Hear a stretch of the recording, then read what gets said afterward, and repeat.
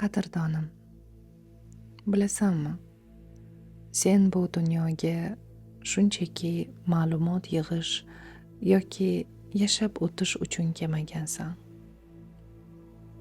Sen his qilish uchun kelgansan.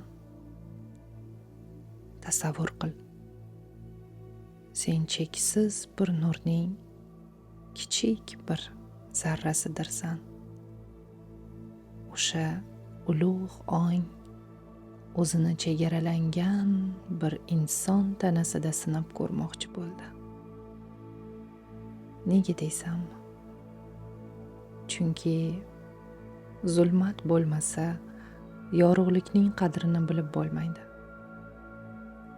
Inson tanasini ichida turib, o'z ichingdagi Xudoni topishing uchun bu yerda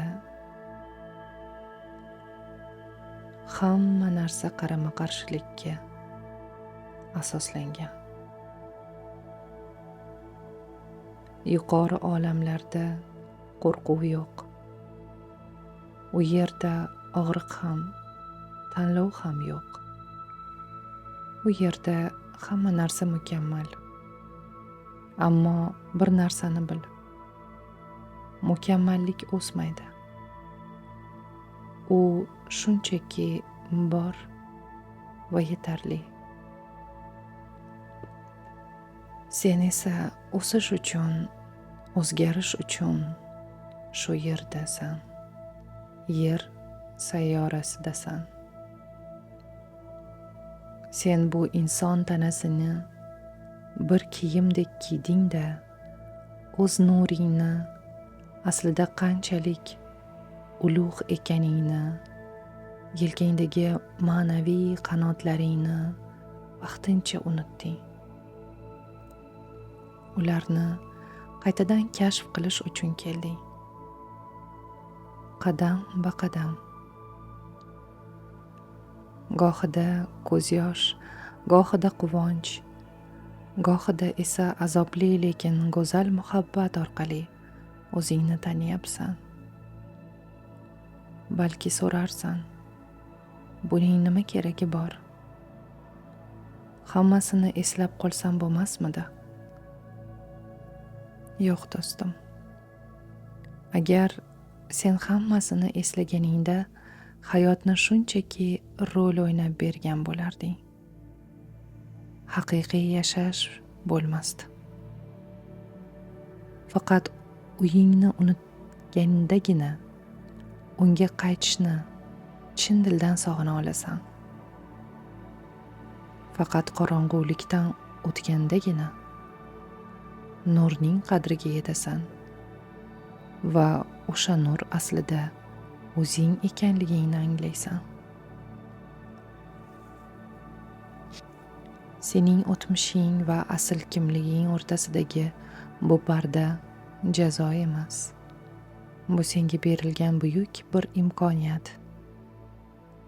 Yakunini bilmay turib, hikoyangni o'zing yozishing uchun yaratilgan sharoit bu. Chunki aynan shu izlanishlaringda koinotning hech bir burchagida topilmaydigan hikmat va donolik tug'iladi. Vaqti kelib, bu dunyoni tark etganingda o'sha parda ko'tariladi. O'shanda hammasini eslaysan. Har bir o'y-fikringni, har bir qilgan tanlovingni o'shanda tushunasan. Sen ham jabrlanuvchi, ham qutqaruvchi, ham vayron qiluvchi, ham shifo beruvchi bo'lgansan.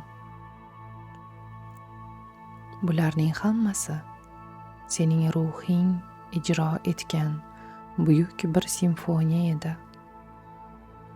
Birorta ham ko'z yoshing bekorga oqmagan. Hammasi sening nur kitobingga muhrlangan.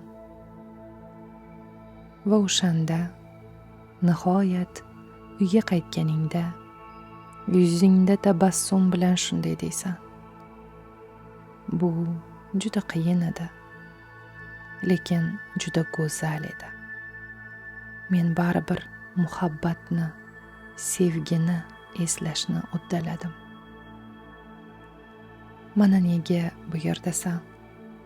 Atrofda sevgi yo'qdek tuyulganda ham sevishni o'rganish uchun, atrof qop-qorong'u zulmat bo'lganda ham ichingdan nur sochish uchun kelgansan.